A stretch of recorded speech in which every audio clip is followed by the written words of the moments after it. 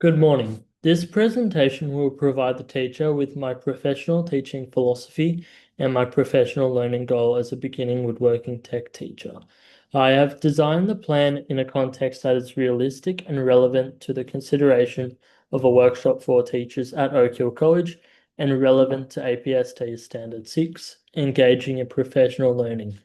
I don't just want to enhance my own confidence. I want to increase the visibility and measurability of student learning, safety, craftsmanship, and feedback.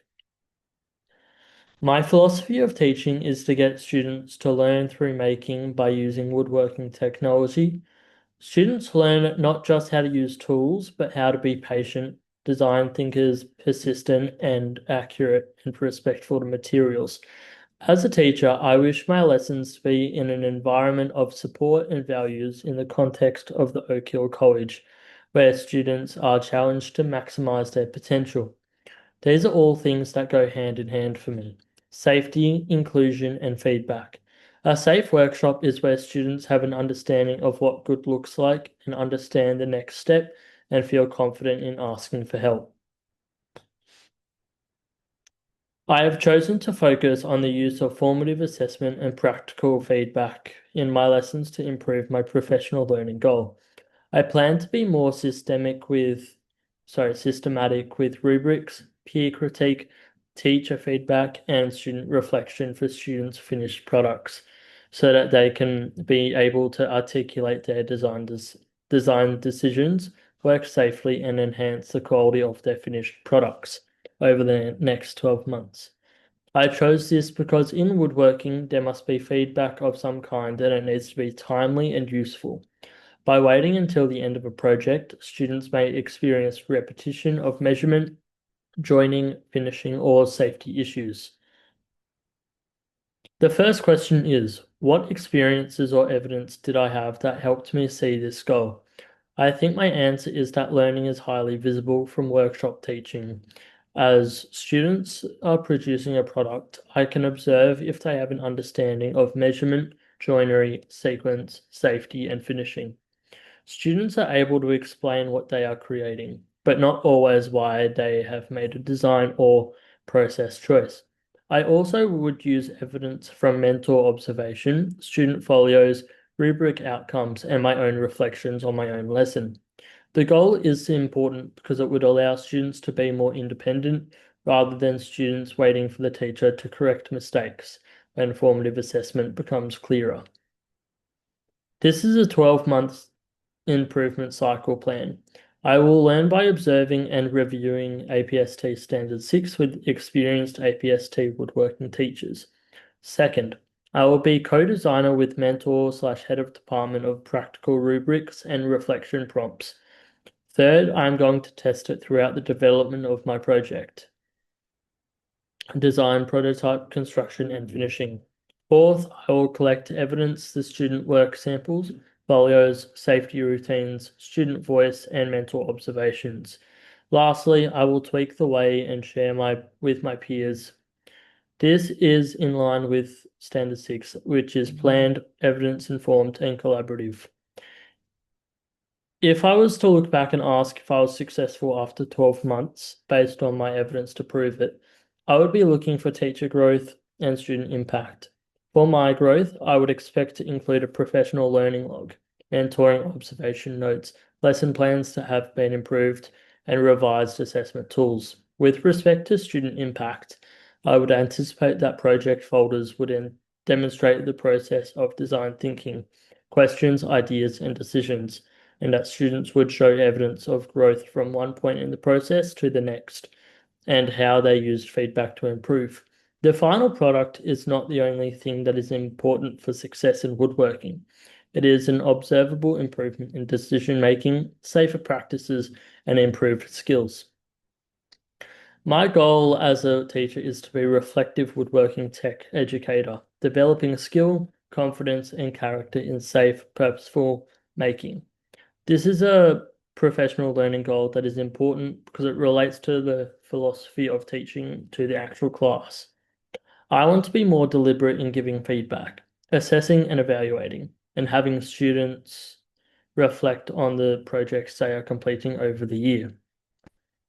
so that they will not only be productive and create things that have an understanding of the thought and artistry that went into it. Thank you. What experiences or evidence led me to identify this goal as my priority area for professional learning?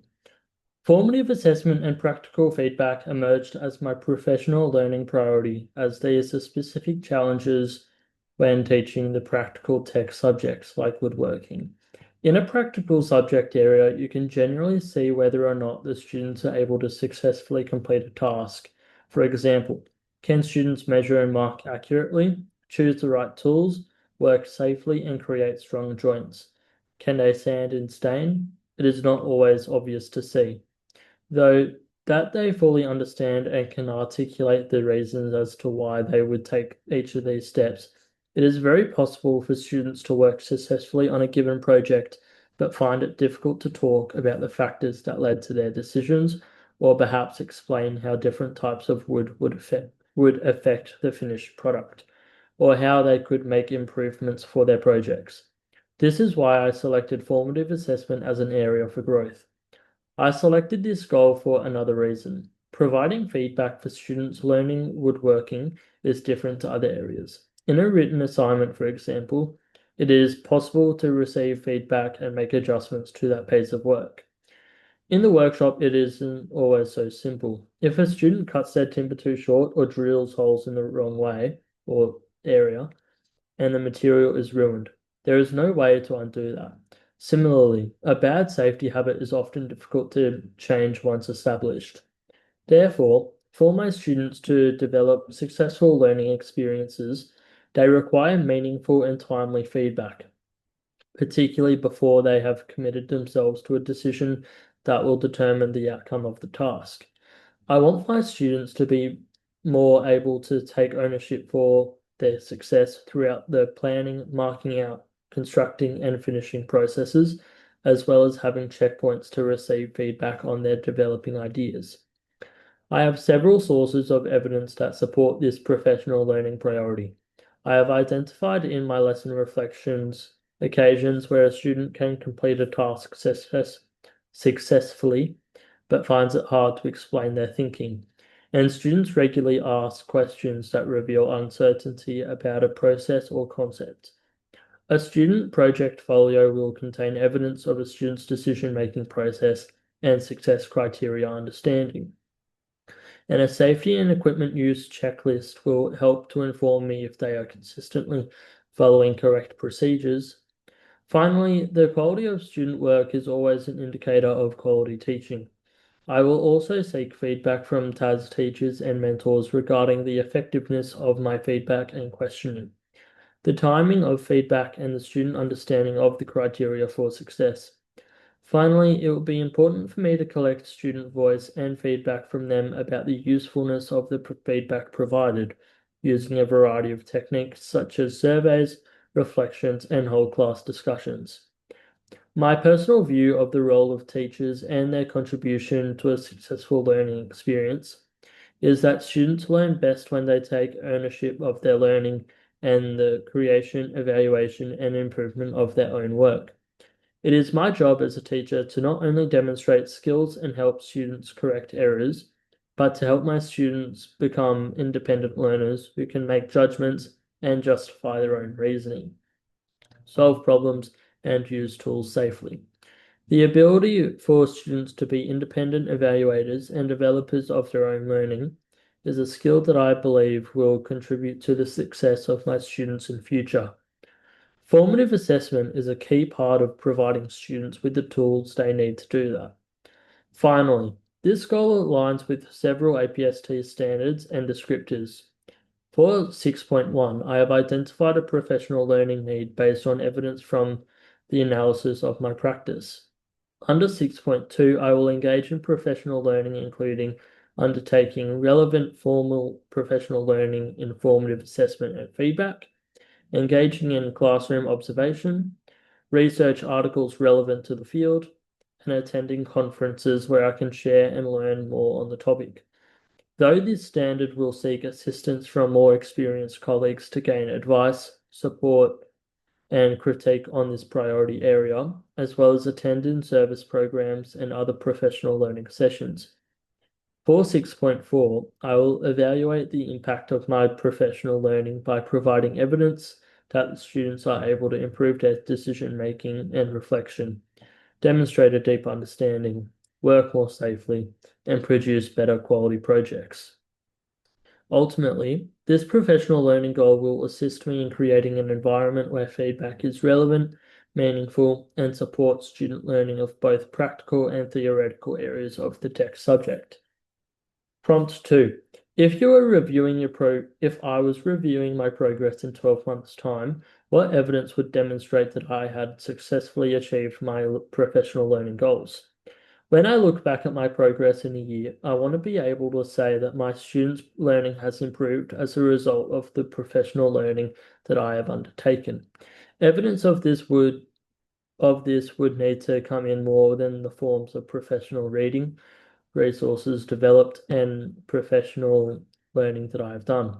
Ideally, the professional learning that I have done would also be a record of my use, reflection, and impact of it on the students. Evidence of my growth would look like an updated professional learning log for APST Standard 6, including my professional reading, classroom observations, mentoring, collaborative planning and learning from my faculty, and participation in professional learning. I want there to be a record of my trialing the strategies learned from these opportunities. Updated lesson plans, assessment rubrics, and observation notes would provide evidence of my growing intentionally in embedding formative assessment and feedback as a tool for learning in my classroom. Mentors and head of department feedback notes would show a change in the questioning techniques that I use, improved formative assessment feedback, such as quality, timing, and content, and student ownership, student assessment, and improvements.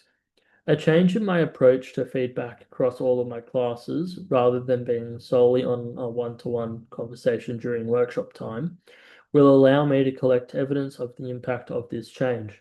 I could compare students' project folios or equivalent and practical work at the beginning, middle, and end of the school year, along with rubric data and reflections collected during the year.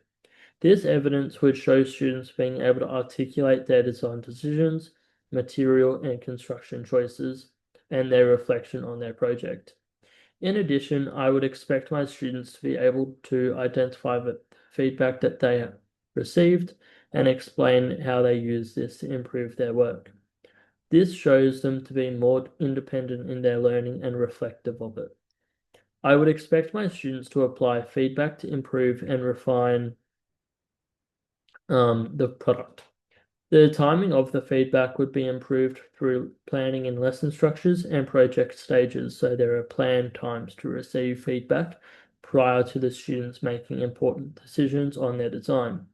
For example, approval of design, marking out prototype, actual construction, and finishing.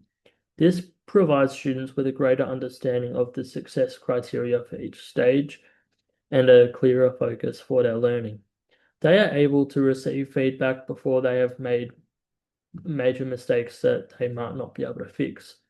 Student safety is another important area for reflection. I would need evidence that my student safety practices were being more consistently used. Evidence would come from observations of my students' work habits recorded in observation notes, student safety logs, and mentor feedback notes. Students would be working more safely without reminders and are more independently applying safe work practice. Feedback from mentor and head of department notes could show evidence of my questioning and feedback techniques in the classroom, such as the quality, timing, and use of feedback for learning. Student feedback in surveys, conversations, and reflection could show them using their feedback to improve their learning and feeling more confident in their learning. The cycle of implementation, evidence gathering, reflection, and refinement in professional learning would allow me to look at evidence of impact and adjust where needed with colleagues. At the end, this professional learning could be shared with the TAS faculty Evidence of the effectiveness of this learning would look like students demonstrating the qualities of independent, reflective, and capable learners in their work.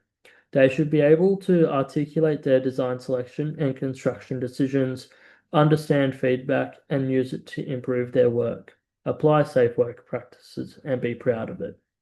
Thank you.